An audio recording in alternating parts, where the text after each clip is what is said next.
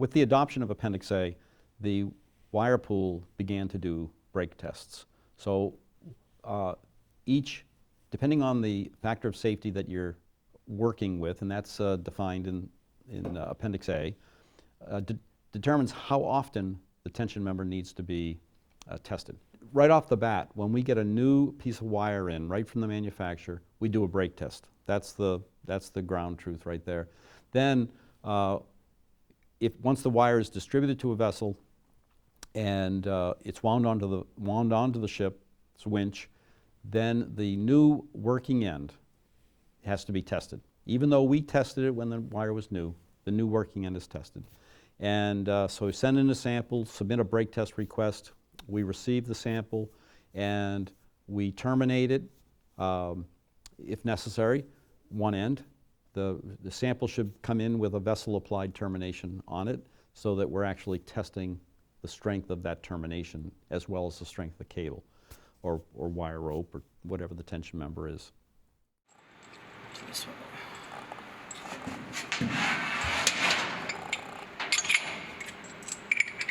I'm going to bring back the ram, so we'll get it taut.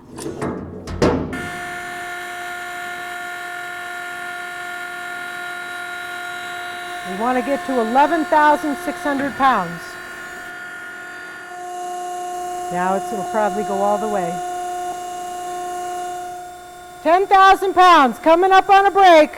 11,600, breaking cable. 12,000, 13. Broke at 13,250 pounds. Once we have that number, that's called the tested brake load, TBL, I think.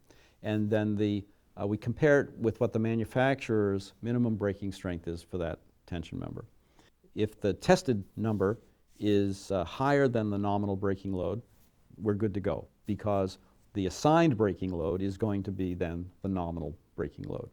If, however, the sample that we receive from the vessel breaks low, maybe because of the termination that was applied, then with no further testing, that value would be the assigned braking load. So that lower value would be the assigned braking load. We never go beyond the manufacturer's nominal braking load, but if it tests lower than the nominal braking load, that's the number that gets put into the database. And that number is important because depending on the factor of safety, that number is used in the calculation of the maximum tension that that tension member can be used to. So if you're using, say, wire rope, you can go down as low as a factor of safety of 1.5 without requesting any additional changes in waiver, as long as you're abiding by all the other requirements in Appendix A.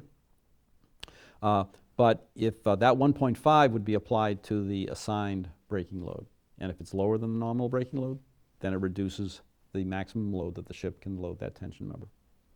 So with that assigned braking load, then the factor of safety that the ship is using at the time for whatever operation they're doing, then you can determine what the maximum load that wire can be pulled to.